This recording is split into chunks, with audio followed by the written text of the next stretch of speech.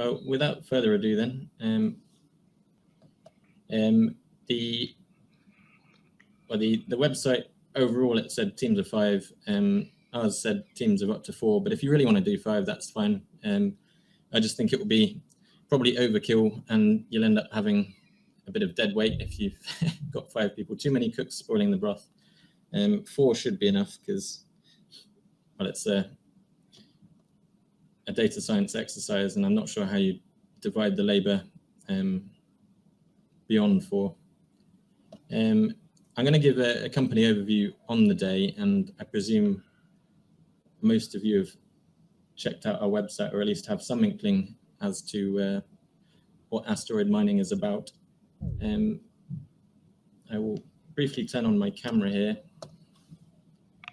to demonstrate that we are ultimately heading off to the asteroids to look for platinum group metals and water if we find it, and we're reasonably agnostic about what we're looking for, or rather about what we dig up. But before we can get onto the extraction phase, before we can even go and explore them, we have to prospect the asteroids. Obviously, doing so from afar means you can't get an extremely detailed picture of what is likely to be contained, which is why we need to start spotting patterns in the spectra that will give us some clues as to the composition.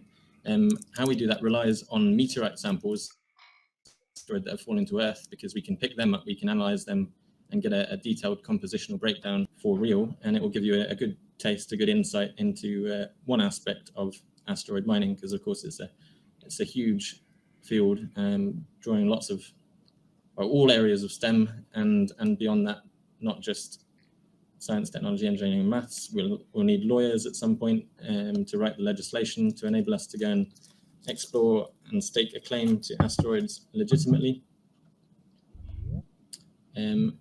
So this is a very small part of it, but it's a real part. It's not a totally extraneous exercise. It's actually, you can call it cutting edge science. So I'll run through the challenge overview again. You'll be given a more detailed description on the day, but I'm reluctant to release that beforehand, lest it give any of you an unfair advantage, although I'm sure you're all too busy to go and get too far ahead with this. In teams of up to 4, then, write a script or program which we'll call the algorithm for classifying asteroids based on their visible wavelength reflectance spectra, training said algorithm on meteoritic spectra. Don't be intimidated by the jargon here. A spectrum is just, it's a graph showing an X versus a Y. You can approach this completely from a generic data science point of view without knowing anything about asteroids or planetary science. And as long as you don't get intimidated by the terminology and the jargon, I'm sure you can get through this fine. And that is very much what a lot of real-world engineering is about. You might not be completely familiar with a particular field, but if you go and get conversant in it and then apply your usual tools to it, you can usually crack most problems. And especially as we're a relatively small team now, that we are looking to expand in the near future quite rapidly.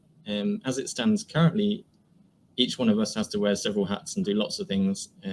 So I have a background in aerospace, aero than the space, but that doesn't mean that I can't get stuck in with some of the actual meaty technical work, because you just got to treat it like a generic challenge. And so this is a good microcosm of the real world. Prizes include a number of internships at AMC this summer. That's not necessarily one, but not necessarily the whole winning team either, because we will take account of your video submissions. Whilst a few of you will be planetary science specialists or spectroscopists, this challenge should be accessible to anyone who can frame it as an applied data science exercise. even experience in the latter field is not essential. Navigating the uncharted waters of asteroid mining relies largely on our ability to assimilate new skills quickly, so we will be looking for evidence of potential and unflappability in the face of unfamiliarity as much as we are looking for prior capability. It's all well and good blasting through this because you've done something similar before, but as much credit will be given to people who have done absolutely nothing like this, but struggle through it. It's all about the process. It's all about muddling through things. I spent my degree in a state of near permanent semi-confusion, but I think that was extremely character building and helpful in the long run because there aren't any clear-cut answers in the real world. There's no answer sheet that you can go and look up. So you have to get used to the slightly unsettling feeling of not knowing everything about a subject and being confident enough to go out there, find the resources for yourself, and apply your skills to any problem that comes your way. Bit of terminology then. Asteroids are small rocky bodies orbiting the sun. They're too small to qualify as a planet, and they don't have the icy or dusty tail, which is characteristic of comets. When we say classifying asteroids based on their spectra, we mean grouping asteroids according to similarities in their spectral properties, which we believe corresponds to similarities in composition. This isn't necessarily the case because it depends how isotropic the asteroid is. It might have a different surface to an interior, although because they're a lot smaller than planets, you won't get as much differentiation as you drill into them. And that is one of the reasons why you can find higher abundances of precious metals on asteroids than you can on Earth. During the formation of the Earth, when everything was still molten, the heavier metals, the precious ones, sank towards the core, so you don't get much platinum on the surface. What you do find on the surface has been left there by meteoritic impacts, which is the evidence that we have to show that the asteroids do have quite a high concentration of nice precious metals. The reflectance spectrum, that's just the electromagnetic radiation reflectance as a function of wavelength. So you got the light coming from the sun bouncing off the asteroid and ultimately making it to Earth or your space telescope if it's in low Earth orbit, as ours will be. To totally simplify it, it's just the color. What color is the asteroid, and what does that tell you about what it contains? Our eyes process reflectance spectra all the time. That's how we see color. The spectrum portrayed as a graph just quantifies that a bit more. So you've got wavelength along the x-axis, and then the y-axis is a non-dimensional proportion or ratio of the relative reflectance at each wavelength. So some will reflect more reds than blue, and some will reflect more blues than reds. Some will reflect more ultraviolet, and some will reflect more infrared. But we're focusing just on the optical and near infrared wavelengths. That's not to say that when you're training your algorithm, you can include data from, well, outside of that range, because it might be that the reflectance in the mid-infrared or the near ultraviolet will have some effect on the optical and near infrared, because it's going to be a contiguous curve, and if it's way up in the mid-infrared, it's unlikely to be way down in the near infrared. So I'm not going to say you should train it on data beyond the range, but you might want to try. It's all open to you. So any questions? If I keep talking, I'm likely to give too much away. No one sent any questions in beforehand, but you may have come up with some subsequently. Opening it to the floor now. And if you don't want to speak up, you can always drop them in the chat.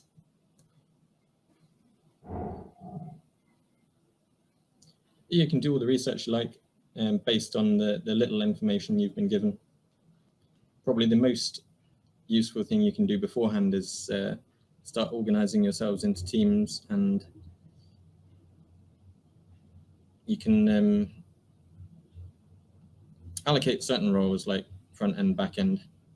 It doesn't need much of a front end, but it someone who's computer literate but not necessarily techie. It doesn't matter how good your back end is. If the front end isn't very user friendly, then it won't get adopted. The challenge details that you'll be given on the day tell you what kind of input the algorithm needs and what kind of output it should deliver. It doesn't have to be a fully fledged app or a website. The only requirement is that it can be run locally on a Windows 7 PC or remotely through a non-exotic browser. That's just to ensure compatibility with our machines. Yeah, it doesn't have to be pretty, but it has to be usable so that we can just drop in the input and it will give us the output using our test data to verify your algorithms. From my own experience of hackathons, you may not finish the challenge, in which case we would still want to go through what you've done. So you always need to make sure that whatever stage you get to, there's something reasonably presentable that's evidence of work done. No coding language requirements, only that, well, obviously if you finish it and you have a shiny usable script or program, then it doesn't matter what the language is in. But then you run the risk of, if you don't finish it, and the only thing you've got is the code, and you've written it in something totally illegible, then that would be harder to gauge how well you've done. So it's up to you, but use exotic languages at your peril. And of course, it has to be compatible ultimately with being run locally on a Windows 7 PC or remotely in a non-exotic browser. By that I mean we got a choice of Mozilla, Chrome, Brave, Internet Explorer if need be. Or it could just be a little executable that you've knocked up in C++. The front end is just a means to an end. Yes, as long as it doesn't require us to download them in order to use your script or program. So having it browser-based would be a way of looping in external libraries without putting the onus on the user to go and retrieve them, or just wrapping them up in the executable. That's a good question. What do you mean, what's it like? Oh, it's certainly tricky, and it's definitely fun. No 2 days the same. Whilst that's going to be true for most startups, because every person is doing lots of jobs, it's particularly true for something as vast as asteroid mining. What we're embarking on is nothing short of trying to propel humanity into a new state of civilization, possibly the end state, because who knows, maybe each solar system is much like the last. So once you crack the final challenge of utilizing the resources beyond your home planet, then expanding across the universe might all follow like a string of dominoes. But the first step is certainly the hardest, I think. That's the overarching motivation that keeps us going.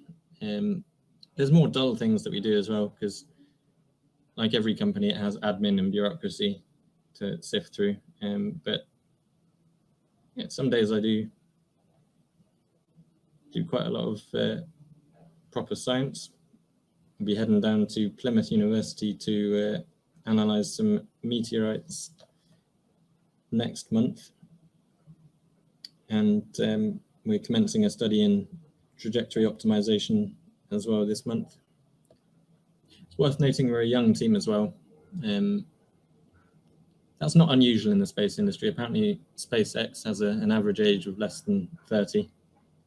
But it certainly makes a change from more embedded organizations like perhaps the ESA or even some other UK aerospace companies. You'll have to show us how to use your script or program or app or whatever it is. So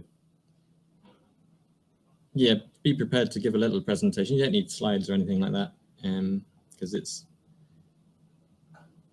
not necessarily going to be very graphical. One reason you might want a presentation is if you don't get to the finished product, and you want to save us having to sift through each line of the code that you have written, you can turn that into a bit of presentation and showcase what you have done. That would salvage it to a certain extent, but think positively. You're going to finish the challenge. Okay, space comrades, it's Ad Astra from me.